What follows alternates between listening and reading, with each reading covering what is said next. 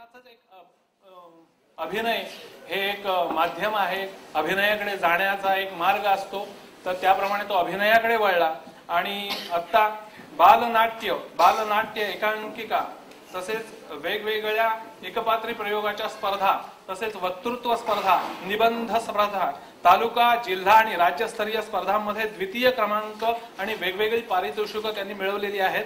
नाथपै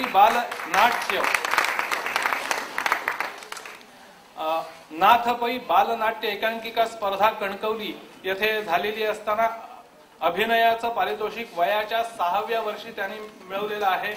आणि त्या स्पर्धेमध्ये वैशिष्ट्य असं की राज्यातून आलेल्या सर्व कॅन्डिडेट्स मध्ये किंवा त्या स्पर्धेसाठी आलेल्या सर्व विद्यार्थ्यांमध्ये वयाने सर्वात लहान असणारा हा माझा मुलगा चिरंजीव पुष्कर कानिटकर, वय वर्ष 6. त्या वर्षी त्यांनी तिथे अभिनयाचं पहिलं पारितोषिक घेतलेलं होतं. त्यानंतर सुंदर माझं घर या नुकत्याच प्रदर्शित झालेल्या चित्रपटामध्ये गोट्याची भूमिका त्यांनी सादर केलेली आहे. मधुराणी प्रभुलकर यांचा हा चित्रपट आहे. या चित्रपटाचं वैशिष्ट्य म्हणजे की या चित्रपटाचं अर्ध तरी चित्रीकरण आपल्या पालशेत या गावामध्ये झालेलं आहे. कानिटकरांचा हा गाव असल्यामुळे त्या अभिमानाने मी सांगू इच्छितो की याच गावातील माझा हा मुलगा तिथे त्या पिक्चर मध्ये सर्वप्रथम तालुक्यामध्ये इतक्या लहान वयामध्ये पिक्चर मध्ये जाणारा हा माझा पहिला मुलगा आहे. तर त्याने इथे पिक्चर मध्ये काम केलेलं आहे. त्यानंतर आपणा सर्वांना माहिती आहे की आरती संग्रहामध्ये सर्व देवतांच्या वेगवेगळ्या आरत्या आहेत. गणपतीची आरती आहे, शंकराची आरती आहे, विठोबाची आरती आहे, वेगवेगळ्या देवतांच्या अनेक आरत्या आहेत. जवळजवळ 300-400 आरत्या आहेत. पण आज सरस्वतीची आरती कुठच्याही पुस्तकामध्ये नाही. जर असेल तर कृपया मला सांगावी, अन्यथा मी त्याचा अभ्यास करतो आहे, पाहतो आहे, शोध कार्य चालू आहे. पण माझ्या अंदाजाप्रमाणे एवढ्या देवतांच्या आरत्यांमध्ये सरस्वतीची आरती कुठच्याही पुस्तकामध्ये नाही. नांदेड जिल्ह्यामध्ये बासर म्हणून गाव आहे. अख्ख्या भारतात तिथं फक्त सरस्वतीचं देऊळ आहे आणि तिथं सरस्वतीची आरती म्हटली जाते, सरस्वतीची प्रार्थना म्हटली जाते. धन्यवाद. माफ करा, आजच ही मला माहिती पहिल्यांदा मिळाली आहे. पण सांगण्याचं वैशिष्ट्य असं आहे की माझ्या मुलानं या पुष्करनी सरस्वतीची आरती लिहिली आहे. ठीक आहे, धन्यवाद. पुष्करचं कौतुक करावं तेवढं कमीच आहे. मी पाहिलंय त्याला, बाळू काकांना मी ओळखायचो, संजय रावांची माझी म्हणजे ओळखायचं. एनिवे आता ते अकोल्याचे जे पंचांगकर ते कानिटकर आहेत, कॅलेंडरवाले कानिटकर, त्यांना मी विनंती करतो त्यांनी स्टेजवर यावं. एक साधारण 5 मिनिटाची वेळ त्यांना दिली जाते आणि परत आपला कार्यक्रम चालू होईल. आणि त्यांच्याशी ज्यांना कोणाला संवाद साधायचा आहे या निमित्तानं त्यांनी पण त्यांच्याशी बोलून घ्यावं.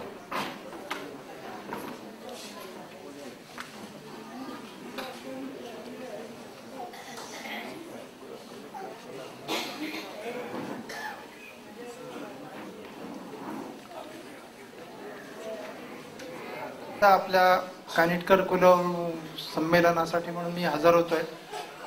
सर्व कानिटकर मंडळी एकत्रित बघून खूप आनंद होतोय.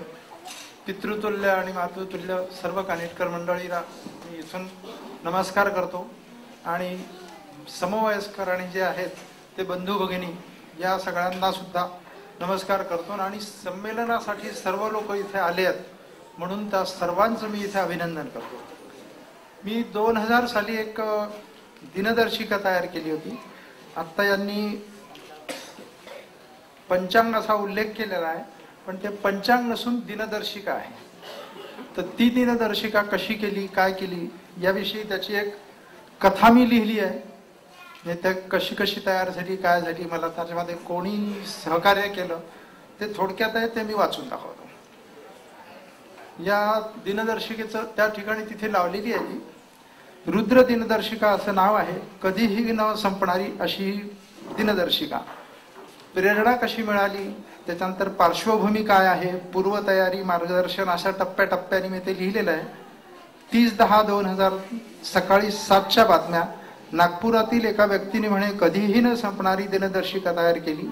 वरील बातमी ऐकली आणि तत्क्षणी विचार आला, आपणही असं केलं तर, कारण मला नेहमी काहीतरी वेगळं करून बघण्याची इच्छा असते. तथापि पार्श्वभूमी, दिनदर्शिका बनवणं तसं मला नवीन नाही. 25-30 वर्षापासून ओळीनं 2-2, 4-4 वर्ष मी या दिनदर्शिका तयार करतोय. मध्यंतरीचा काळ असाच गेला. परत 1998 पासून सतत 3 वर्ष दिनदर्शिका केली. 2000 मध्ये मी एक दिनदर्शिका केली होती. ती एक वेगळ्या प्रकारची आहे. त्याच्यावर एक मेसेज पण होता. हा मेसेज मी आपले पंतप्रधान अटल बिहारी वाजपेयी वगैरे यांना पाठवला होता. हा मी नंतर तुम्हाला वाचून दाखवेन. दिनदर्शिका तयार केली. पूर्वतयारी काय, तर जवळ काही साहित्य नव्हतं, काही संदर्भ नव्हते. प्रथम कुलदेवतेचं स्मरण करून कार्यारंभ केला. वरील आकडेमोड, निरनिराळे तक्ते जसं जसं सुचत गेलं तसं तसं करत राहिलो. हळूहळू दिनदर्शिका आकार घेऊ लागली. 4-5 दिवसात एक कधीही न संपणारी दिनदर्शिका तयार झाली. नाव दिलं दिनदर्शिका. 28 वर्षाचं हे कालचक्र फिरत राहणारं, जसंच्या तसं परत परत पुन्हा पुन्हा. आणि अचानक माझी पुतणी कुमारी वंदना कानिटकर निर्देशिकेसह तिथे आली आणि मला ज्या सणाच्या शेवटी 2 शून्य असतात त्या सणाला 400 या संख्येने निश्चित भाग जाईल, तेच लीप वर्ष असतं अशी माहिती दिली. बघता बघता माझा 28 वर्षात चालणारं कालचक्र अवघ्या 99 वर्षातच जाम झालं. ती तारीख होती 12/12/2000. याच वेळी या दिनदर्शिकेचे 12 वाजले. मार्गदर्शन, याविषयी गणिताचे जाणकार, ज्यांना अकोलेकर चांगले ओळखतात असे श्री बापट सर यांच्याशी चर्चा झाली. त्यांनी आणखीनच नवीन अशी महत्त्वपूर्ण बाब माझ्या निदर्शनास आणून दिली आणि त्याची पडताळणी विश्वकोशातून करून घ्या आणि मगच कामाला लागा, उगीच घाई करू नका असा सल्ला दिला. या कामासाठी पंजाबराव कृषी विद्यापीठातील ग्रंथालयात गेलो. त्या विद्यापीठातील ग्रंथालयामध्ये विश्वकोशामध्ये मला ही संपूर्ण माहिती मिळाली. त्याचा संदर्भ सापडला. माझ्या कामाचं एकंदर स्वरूप काय आहे, काय आढावा आहे हे मला त्या ठिकाणी प्रकर्षाने जाणवलं. त्यामध्ये संदर्भ असा होता, ख्रिस्ती कालगणनेत 1882 मध्ये सूक्ष्म गणिताने 10 दिवसाचा फरक पडला होता. हा भरून काढण्यासाठी तेव्हा 13वा पोप ग्रेगरी यांनी त्यावेळी 5 ऑक्टोबरला 15 ऑक्टोबर समजावे असा आदेशच काढला. हा आदेश इटली, स्पेन, इंग्लंड व इतर रोमन कॅथोलिक देशांनी मानला. इंग्लंड सरकारच्या देशांनी मानला नाही. त्यांची कालगणना जुन्याच पद्धतीने सुरू राहिली. परिणामी त्यांचे 1700 साल हे लीप वर्ष गणले गेले आणि 10 वर्षांचा फरक 11 दिवस झाला. पुढे इंग्लंडने 11 दिवस भरून काढण्यासाठी संसदेत ठराव मांडला. हो आणि पार्लमेंटमध्ये तसं हे करून त्या 4 ऑक्टोबरचा दुसरा दिवस हा 15 ऑक्टोबर हा गेला. हे कॅलेंडर तयार करताना आमच्या मिसेसनी खूप महत्त्वाच्या सूचना दिल्या. कॅलेंडर तयार केल्यानंतर वरील संदर्भ मिळाल्यावर ही बाब लोकांपुढे कशी मांडावी, नेमकी कशी मांडावी याबद्दल दिनदर्शिकेचे रेखाटन तयार झाले. याविषयी सौच्या सूचना अत्यंत महत्त्वाच्या होत्या. तिच्या मते दिनदर्शिका पाहण्यात सुलभ असावी, कशात काय मिळवावं, कशात काय वजाबाकी करा अशी बेरीज वजाबाकीची पद्धत असू नये. तुम्ही विशेष लक्ष द्या आणि त्याची माहिती जमा करून ती व्यवहार्य ठरेल अशी माहिती द्या.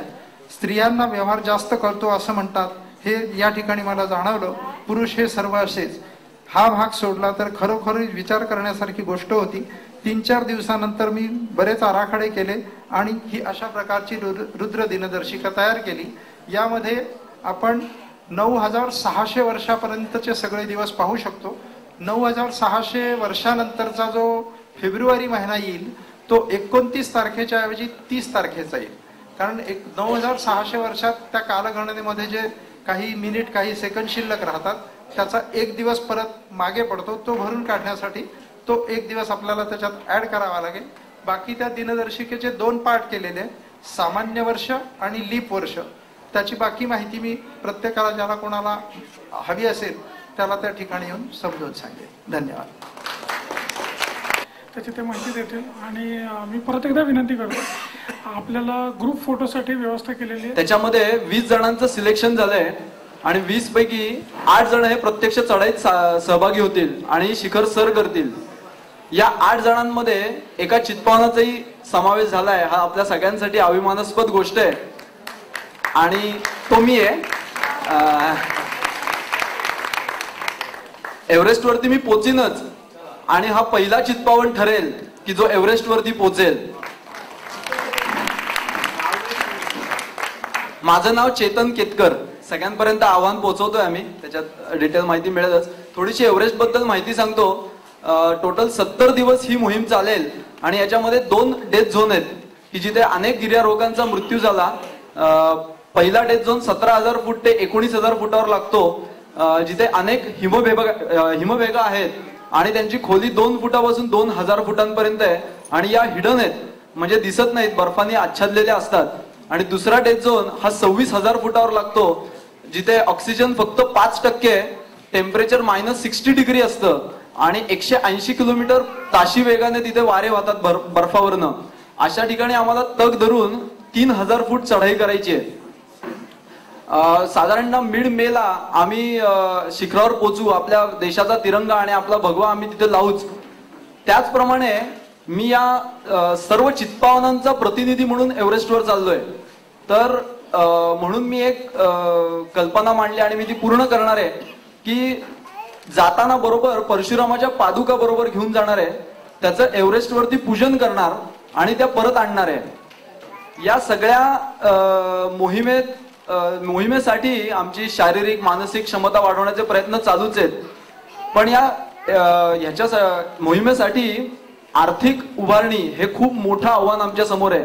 सुमारे 3.25 कोटी रुपये असा खर्च या मोहिमेचा येणार आहे आणि त्याच्यातले 30 ते 40 लाख रुपये हा माझ्यावरती जबाबदारी येऊन पडलेली आहे. तर माझी आपल्या सगळ्यांना विनंती आहे की आपण सगळ्यांनी माझ्या मागे उभं राहा. जेवढी आपल्याला शक्य आहे तेवढी आर्थिक मदत आम्हाला करा. आम्ही तुम्हाला ग्वाही देतो की आम्ही परशुरामाच्या पादुका या एव्हरेस्टवर पोहोचवूच. परत एकदा मी तुम्हाला आवाहन करतो, आम्ही अगदी 100 रुपयापासून वर्गणी जमा करतोय या सगळ्यासाठी. तर आपण नक्की मला पाठिंबा द्याल. आमचा एक कार्यकर्ता बाहेर उभा आहे, तो आपल्याला पावती सुद्धा देईल, त्याची ATG आहे. तर आपण नक्की तिथे भेट द्या आणि आम्हाला मदत करा. धन्यवाद.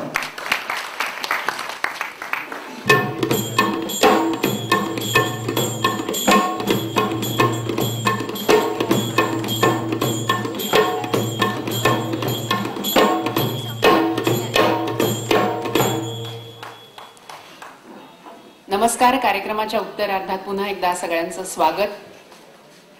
अमृतगाथा या कार्यक्रमाची संहिता डॉक्टर सदानंद मोरे यांची आहे. संतांची चळवळ ही आध्यात्मिक होती, तशीच ती सामाजिक समतेचीही होती. म्हणून तर 18 पगड जातीचे संत निर्माण होऊ शकले. चोखामेळा हे असेच एक अस्पृश्य मानल्या गेलेल्या जातीतले संत. रूढ चालीरीती आणि जातपातीच्या संकेतांच्या पलीकडे जाऊन वारकरी संप्रदायांनी त्यांना सामावून घेतलं. त्यांची अभंग रचना अनंत भट अभ्यंग यांनी लिहून घेतली. हीन जातीत जन्माला आल्यामुळे होणाऱ्या छळाचा, नामस्मरण आणि मंदिर प्रवेश न मिळण्याच्या त्रासाचा अत्यंत खिन्न करणारा असा अनुभव त्यांच्या रचनांमध्ये आढळतो. भ्रमण करिता भागलोजी देवा, न मिळे विसावा मज कोठे यासारख्या, किंवा धाव घाली विठू आता चालू नको मंद, बडवे मज मारिती ऐसा काय केला अपराध, अशा अभंगातून हा नशिबाचा भोगवटा व्यक्त होतो.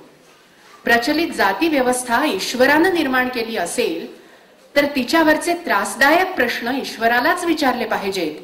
या विचारांनी आणि पोटतिडकीनं मग ते काही मूलभूत प्रश्नच आपल्यापुढे उभे करतात.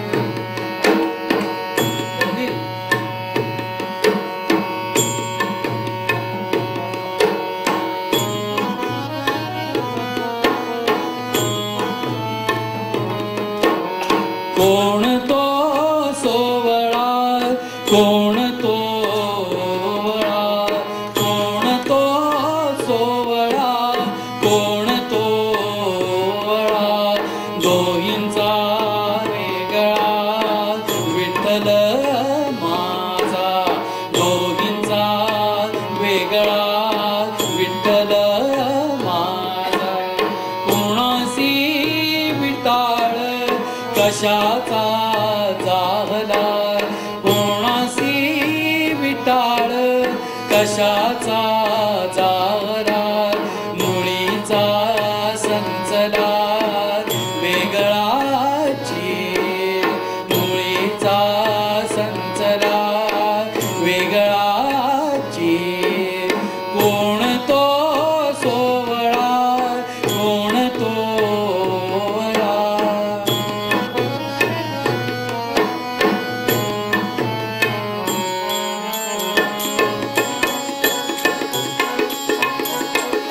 पाचांचा विटाळ एकाची अंगा, पाचाचा विटाळ एकाची अंगा, सोवळा तो जगा माझी कोण, सोवळा तो जगा माझी कोण, काळाचा विटाळ जीव शिवांगी, काळाचा विटाळ जीव शिवांगी, बांधिला से जगी दृढ गाठी, हो बांधिला से जगी दृढ गाठी.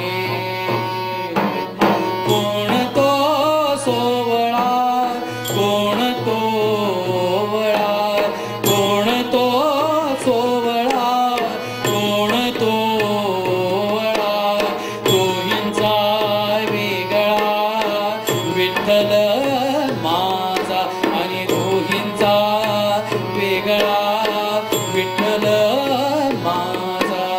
कोण तो सोवळा, कोण तो वळा.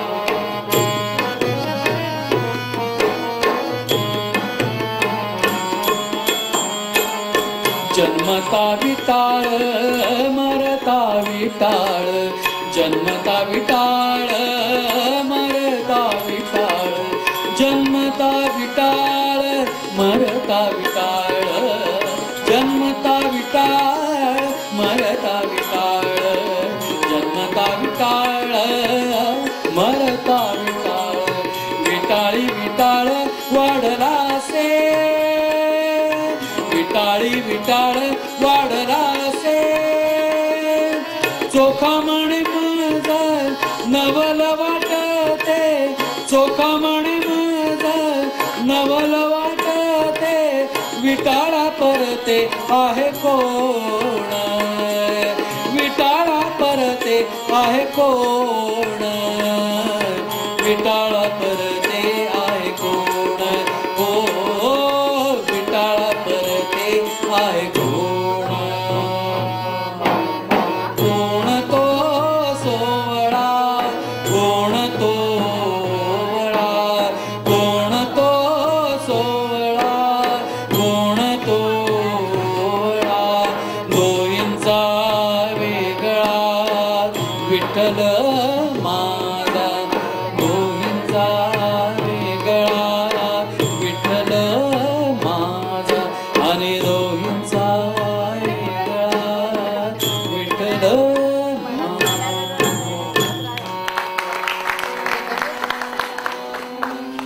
तुकारामांना आयुष्यभर भोगाव्या लागणाऱ्या विविध शारीरिक आणि मानसिक यातनांची शोकछाया त्यांच्या अभंगातून स्पष्टपणे पडलेली जाणवते. दुष्काळ, उपासमार, बायका मुलांची होरपळ, ईश्वरी देण लाभलेल्या अभंगांचं नदीमध्ये बुडवणं त्यांच्या कवित्वाची नक्कल, गावातून तडीपार होण्याची शिक्षा, अशा अनेक भोगवट्यांच्या वर्णनामध्ये ही छाया अधिक गडद होत जाते. या संकटाच्या वेळी अगतिकतेने ते पांडुरंगालाच हाक घालतात, जीवही नकोसा वाटतो. शिवजी कासार नावाचा तुकारामांचा एक भक्त होता.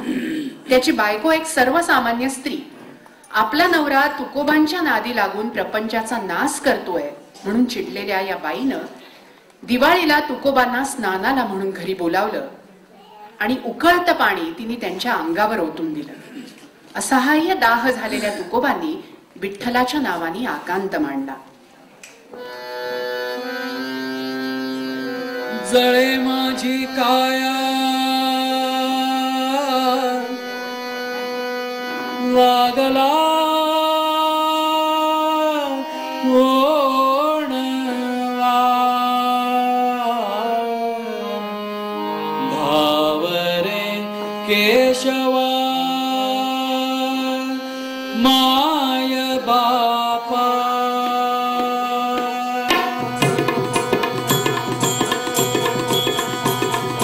जळे माझी काया लागला ओणवा, जळे माझी काया लागला ओणवा, धावरे केशवा माय बापा, धावरे केशवा माय बापा.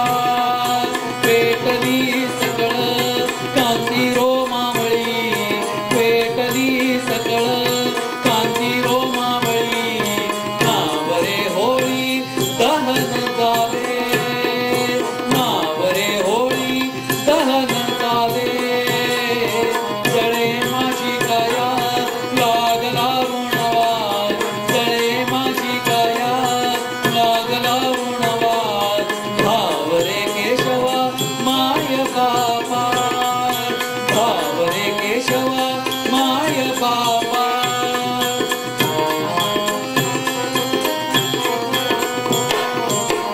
फुटोनिया दोन्ही भाग हो पाहे फुटोनिया दोन्ही भाग हो पाहे पाहतो सिकाय पाहतो सिकाय पाहतो सिकाय उदय माझे तळे माझी काया लागला उणवा तळे माझी काया लागला उणवा भावरे केशवा माय बाबा भावरे केशवा माय बाबा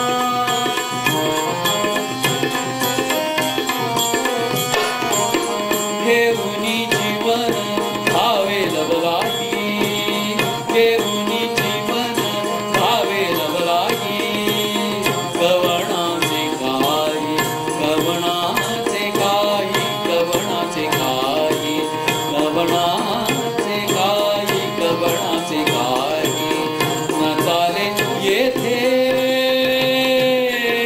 तळे माझी काया लागला उणवा तळे माझी काया लागला उणवा भावरे केशवा माय बाबा भावरे केशवा माय बाबा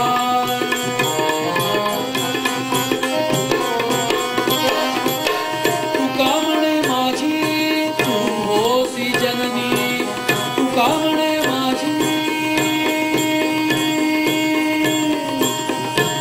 तू होसी जननी जननी जननी विठ्ठला पांडुरंगा माय बापा तुका म्हणे माझी तू होसी जननी आणिक निर्वाणी आणिक निर्वाणी आणिक निर्वाणी कोण राखे तळे माझी काया लागला उणवा तळे माझी काया लागला उणवा भावरे केशवा माय बापा भावरे केशवा माय बापा माय बापा माय बापा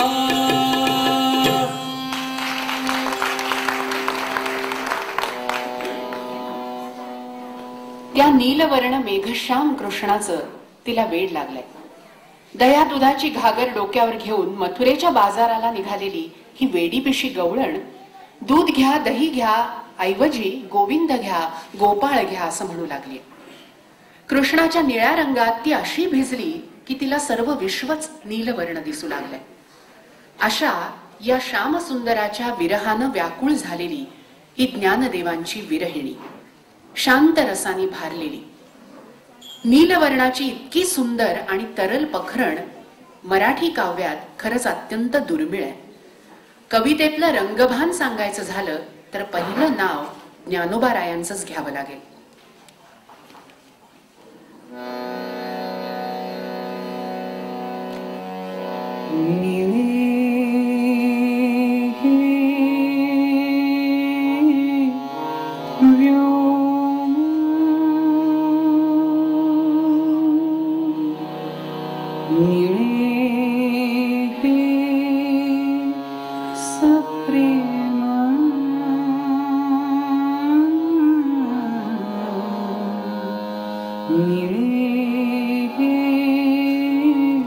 व्योम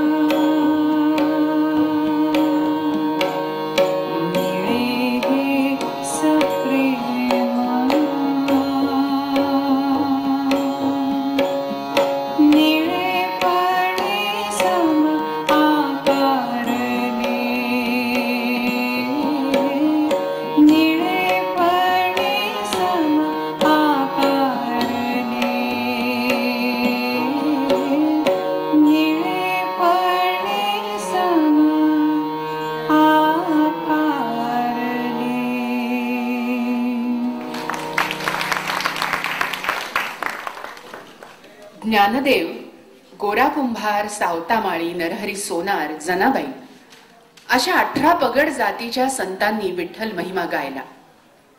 सावतामाळी हे याच प्रभावळीतले संत. संसारात राहूनही विरक्त वृत्तीनं ते जगले. प्रपंची असूनी परमार्थ साधावा, वाचे आठवावा पांडुरंग असा उपदेश करणारे. आपल्या फुललेल्या मळ्यात त्यांना हरीचं रूप दिसलं. सर्वत्र हरीच भरून राहिलाय या श्रद्धेनंच ते जगले.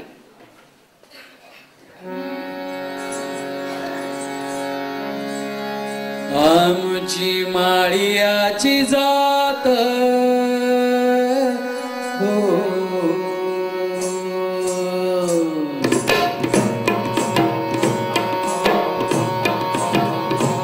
आमची माळियाची जात शेत लावू बागायत. आमची माळियाची जात शेत लावू बागायत. आमची माळियाची जात शेत लावू बागायत.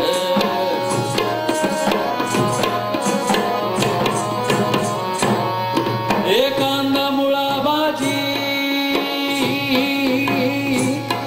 एकांदा मुळा भाजी अवघी विठाबाई माझी. अवघी विठाबाई माझी. अवघी विठाबाई माझी. हे लसूण मिरची कोथिंबिरी, हे लसूण मिरची कोथिंबिरी अवघा झाला माझा हरी. अवघा झाला माझा हरी. अवघा झाला माझा हरी. आमची माळियाची जात शेत लावू बागायत. आमची माळियाची जात शेत लावू बागायत. हा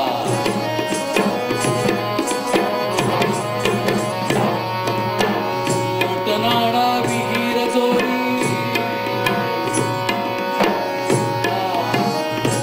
आम्हा हाती मोठनाडा. पाणी जाते फुलझाडा. आम्हा हाती मोठनाडा. पाणी जाते फुलझाडा.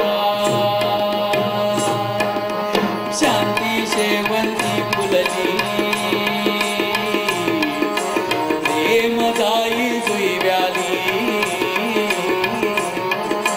शांती शेवंती फुलली प्रेम जाई जुई व्याली. आमची माळियाची जात शेत लावू बागायत. आमची माळियाची जात शेत लावू बागायत. हा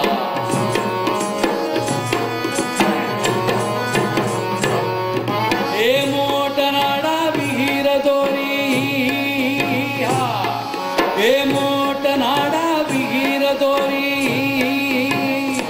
अवघी व्यापिली पंढरी. अवघी व्यापिली पंढरी. अवघी व्यापिली पंढरी.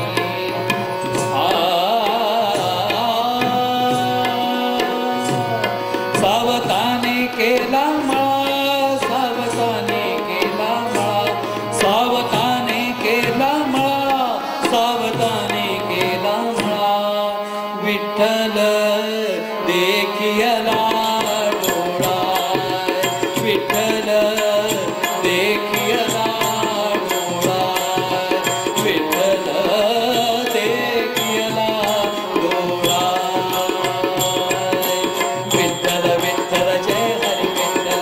विठ्ठल विठ्ठल जय हरी विठ्ठल. विठ्ठल विठ्ठल जय हरी विठ्ठल. विठ्ठल विठ्ठल जय हरी विठ्ठल.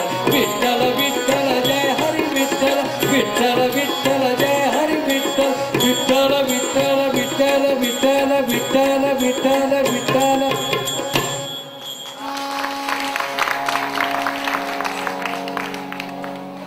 नामदेवांनी केवळ महाराष्ट्रातच नव्हे तर भारतभर पदभ्रमण केलं. त्यांच्या काही रचनांना तर शिखांच्या ग्रंथ साहेबा या पवित्र धर्मग्रंथातही स्थान मिळालं. कृष्ण भक्तीचा प्रसार अखंड भारतभर होताच, त्यामुळे नामदेवांच्या रचनांमध्येही अनेक प्रकारच्या कृष्ण लीलांचं अत्यंत रसरशीत असं वर्णन येतं. गवळण हा असाच सर्वच संतांनी हाताळलेला विषय. रंगतदार गवळणी रचणाऱ्या नामदेवांची ही एक रचना कार्यक्रमाच्या शेवटी आपण ऐकणार आहोत.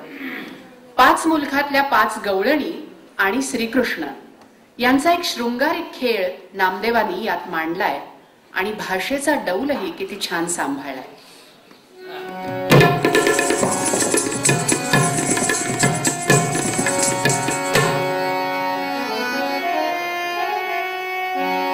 गवळणी ठकविल्या, गवळणी ठकविल्या, ठकविल्या, गवळणी ठकविल्या, गवळणी ठकविल्या, ठकविल्या, गवळणी ठकविल्या, गवळणी ठकविल्या. एक एक संगतीनं मराठी कानडिया, एक एक संगतीनं मराठी कानडिया.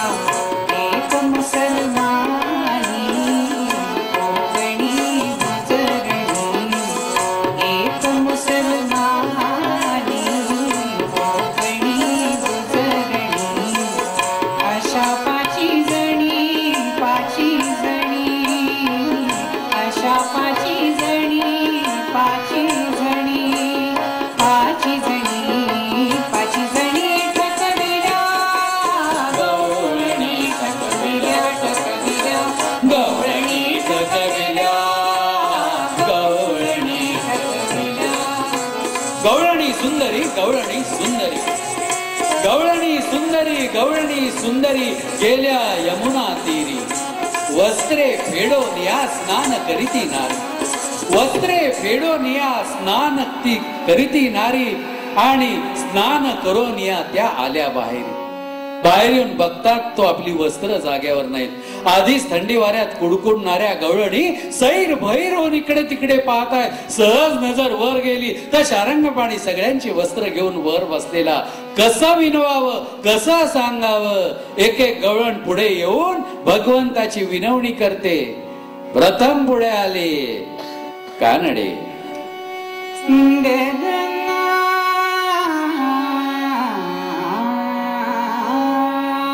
लडोबा गोविंदा, लडोबा गोविंदा, लडोबा गोविंदा, लडोबा गोविंदा. निर्वाणी आज, निर्वाणी आज, लडोबा गोविंदा. निर्वाणी आज, निर्वाणी आज, लडोबा गोविंदा, लडोबा गोविंदा, लडोबा गोविंदा.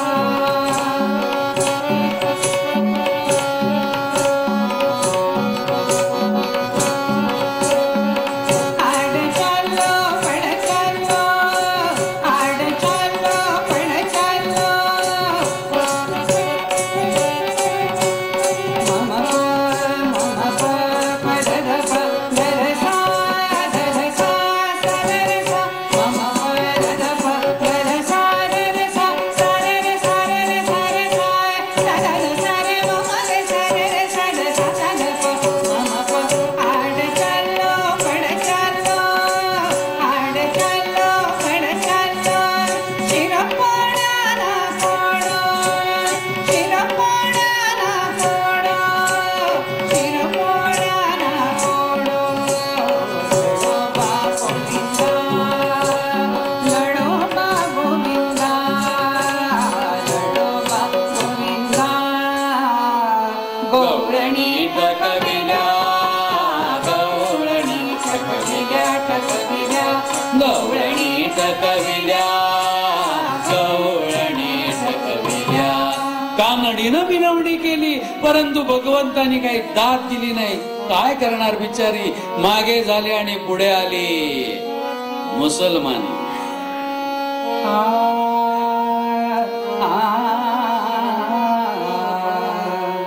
देख रे कन्हैया, देख रे कन्हैया, देख रे कन्हैया, देख रे कन्हैया, देख रे कन्हैया, देख रे कन्हैया. मैं इज्जत की बड़ी कदम पकड़ूंगी मैया, तू तो जुड़ी. मैं इज्जत की बड़ी कदम पकड़ूंगी मैया, तू तो जुड़ी. मेरी चुनरी दे, अरे मेरी चुनरी दे, मेरी दुल्हड़ी.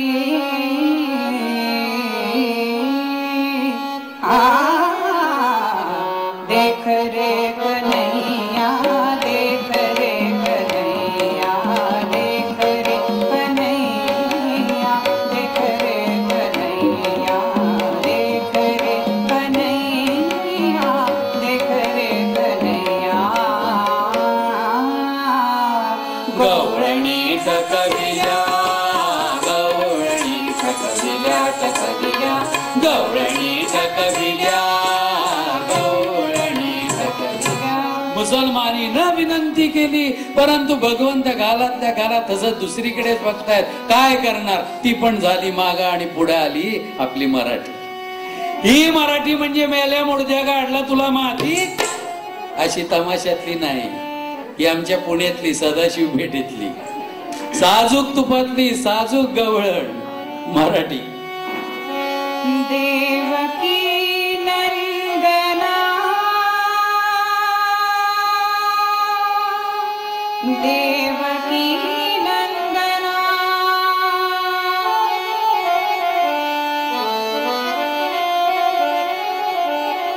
देवकी नंदना, देवकी नंदना. तू एक श्रीपती, तू एक श्रीपती, तू एक श्रीपती, तू एक श्रीपती. देवकी नंदना, देवकी नंदना, तू एक श्रीपती, तू एक श्रीपती, तू एक श्रीपती, तू एक श्रीपती.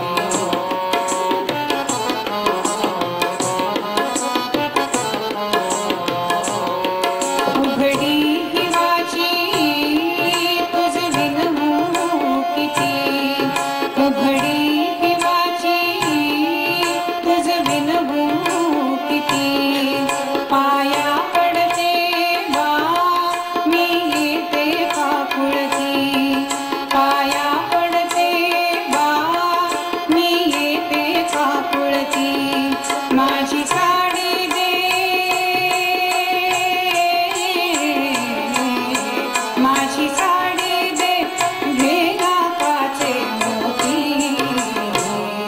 तू एक श्रीपती, तू एक श्रीपती, तू एक श्रीपती, तू एक श्रीपती. गवळणी टकविल्या, गवळणी टकविल्या, टकविल्या, गवळणी टकविल्या, गवळणी टकविल्या. बिचारी मराठी मोठ्या काकुळतेनं भगवंताकडे पाहत आहेत, परंतु भगवंतांना काही तिची दया येत नाही. काय करणार, मागे होते, येता येता आपल्या सखीला मिळवते. बघ तुला काही जमलं तर, आणि पुढे आली कोकणी. पाव गदा तारा, गो माझे पाव गदा तारा, पाव गदा तारा, गो माझे पाव गदा तारा.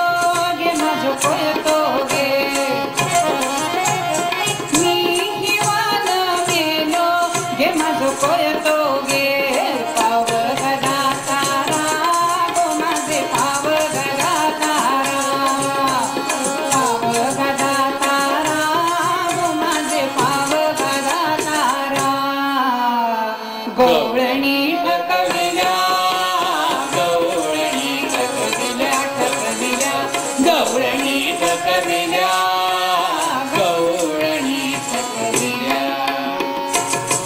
चार संपल्या, एक मागे उरली.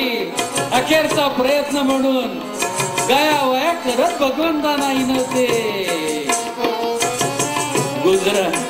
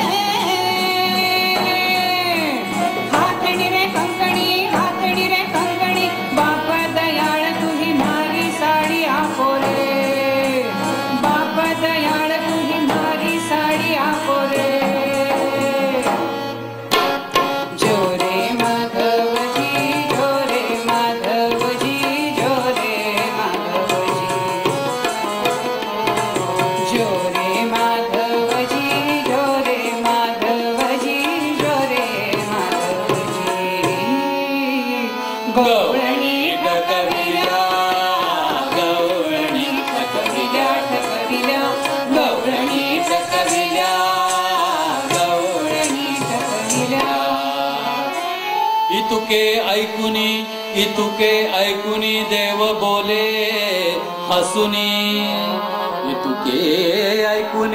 इतुके ऐकुनी देव बोले हसुनी.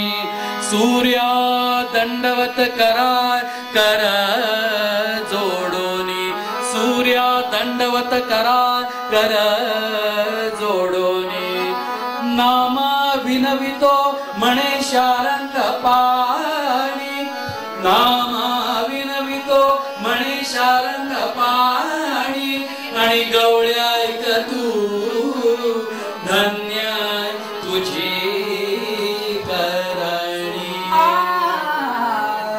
गवळणी थकविल्या गवळणी थकविल्या थकविल्या गवळणी थकविल्या गवळणी थकविल्या थकविल्या गवळणी थकविल्या गवळणी थकविल्या.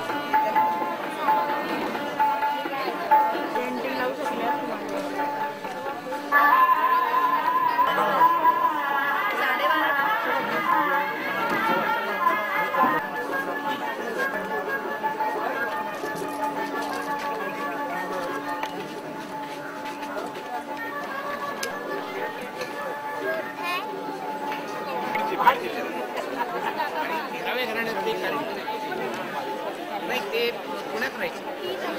हो तुमच्या घराने यशवंत नाव आहे.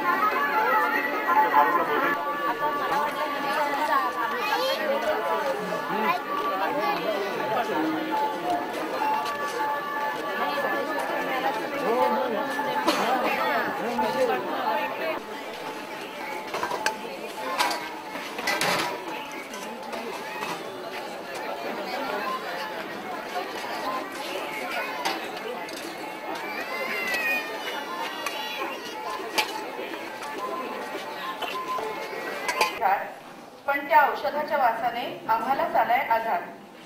कितीही उपाय केले तरी तो रोजच दिसतोय. आमची त्रेधा तिरपीट पाहून जिबल्या काढून हसतोय. संध्याकाळ झाली की सुरक्षित घरात मी बसायचं ठरवलंय. मेले सापा तुझ्यामुळे मी मात्र स्वातंत्र्य गमावलंय.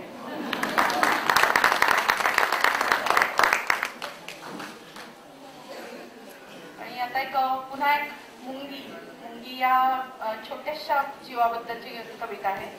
म्हणजे ज्यांना डायबेटीस होतो त्यांना साखरेचं महत्व कळतं. डायबेटीस झाल्यावर जास्त कळतं.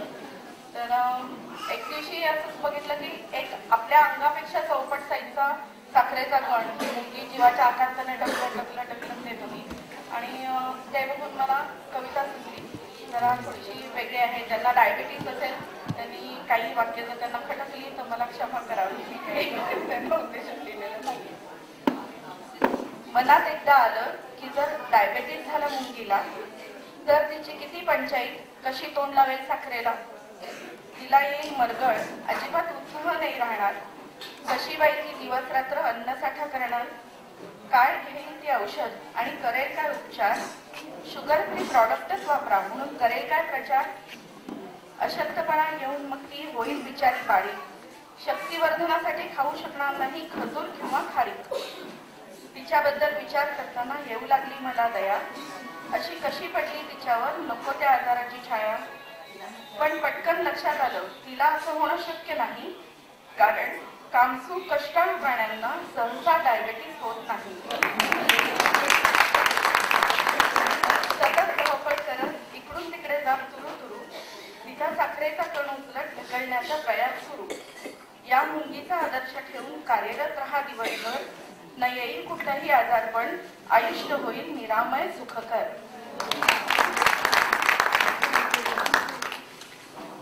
आणि ही शेवटची कविता ही एक प्रकारे मी तुम्हाला ऍडव्हान्स मध्ये नवीन वर्षाच्या शुभेच्छा त्याला मी काही नाव वगैरे दिलेलं नाहीये. माझ्याकडे बघितलं की तुम्हाला कवितेबद्दल आयडिया येत जाईल. सारखं किती बदलतंय वातावरण, अंग झालंय अगदी जड. सर्दी खोकल्यांचे काढे घेतले तरी परिस्थिती अवघड. सारखी लागते भूक त्यामुळे झालंय खूप खादाड. जरा कुठे बारीक झाले होते आता पुन्हा झाले जाड. वजनाचा काटा गरकन फिरतोय होते किलो किलोने वाढ. दुकानदाराला सांगते माझ्यासाठी वाढत्या मापाचे कपडे बाहेर काढ. बहुधा माझ्यासारखीच तुमचीही परिस्थिती असावी. कारण माझ्या मते कुणालाही खाण्याची नावड नसावी. वर्ष संपत आलं तेव्हा जॉईन केलं होतं जिम. महिना 15 दिवसच जेमतेम केले मी पुन्हा बलभीम. आता मात्र बारीक व्हायचंच हा मनाशी बांधाय चंग. समोर चवदार पदार्थ आणून करू नका हा तपश्चर्या भंग. माझ्याप्रमाणेच हे वर्ष तुम्हालाही निरामय जावे. भरपूर पोषक आहार घेऊन तुम्हीही सुदृढ व्हावे.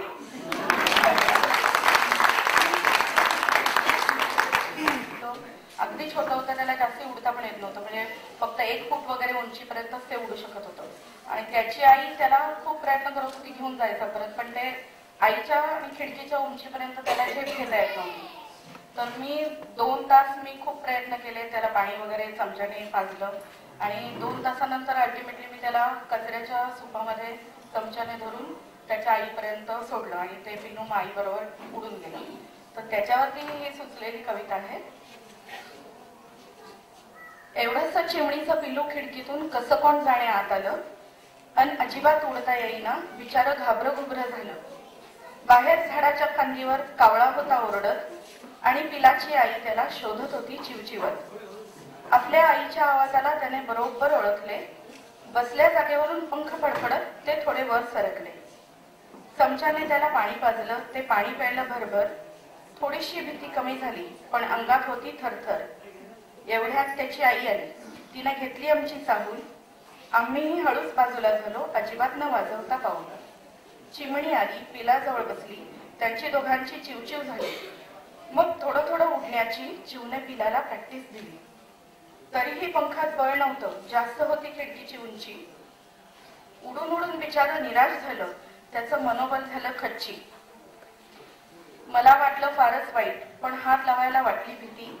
हात लागला तर चोची मारतात म्हणे, पिलाला चिमण्या विसरून नाती. तरीही अगदी राहावे ना म्हणून घेतला चमचा आणि कचऱ्याचं सूप. चमच्याच्या आधाराने सुपात येऊन पिलू बसलं गुपचूप. सूप ठेवलं खिडकीजवळ. पिलू चढलं जाळीवर. आली चिवताई पिलापाशी, घेऊन गेली त्याला घरट्यावर.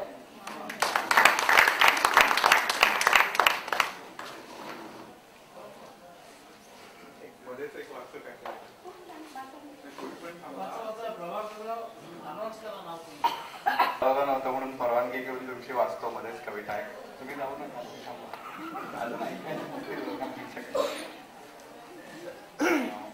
कवितेचं नाव आहे व्हॅलेंटाईन. फेब्रुवारी 14, 2009, 3 वर्षापूर्वीची कविता आहे. फेब्रुवारी 14, 2009 साऱ्या जगात साजरा झाला day of Valentine.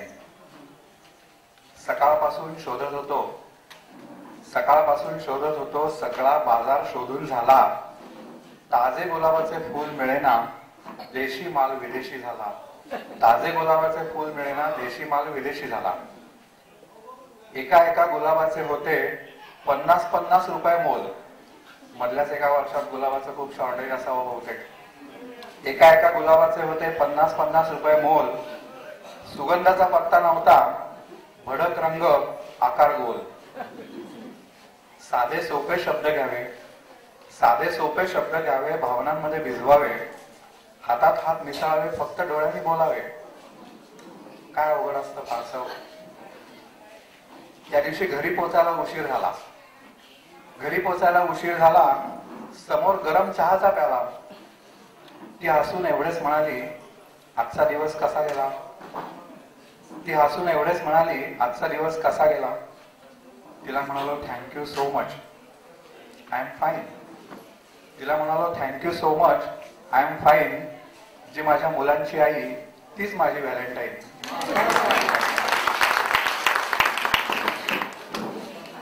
If you allow one more. 2009 नंतर 2010 आलं. पुन्हा एकदा व्हॅलेंटाईनची कविता. मित्रांनी डिमांड केली, व यावर्षी काय आहे.